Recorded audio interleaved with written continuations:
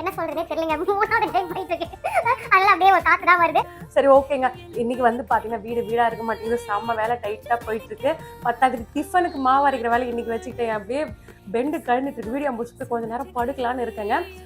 Kitchen பார்த்தீங்கன்னா கிச்சனாகவே இருக்க மாட்டேங்குது. குப்பையாக இருக்குது. டைனிங் டேபிள் இருக்குது. ஞாயிற்றுக்கிழமையாக வருது. என் மனசுக்குள்ள அவ்வளோ கோவமாக வருதுங்க.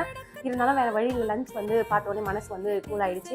என்னென்ன பண்ணியிருக்கேன்னு பார்க்கலாம். அதுக்கு முன்னாடி பார்த்தீங்கன்னா இன்று பிறந்தநாள் கொண்டாடும் விஜயலட்சுமி அவர்கள் இனிய பிறந்தநாள் வாழ்த்துக்கள். திருவண்ணாமலையிலிருந்து அண்ணாமலை மற்றும் விஜயலட்சுமி தம்பதியருக்கு இனிய திருமண வாழ்த்துக்கள். வாழ்க வளமுடன்.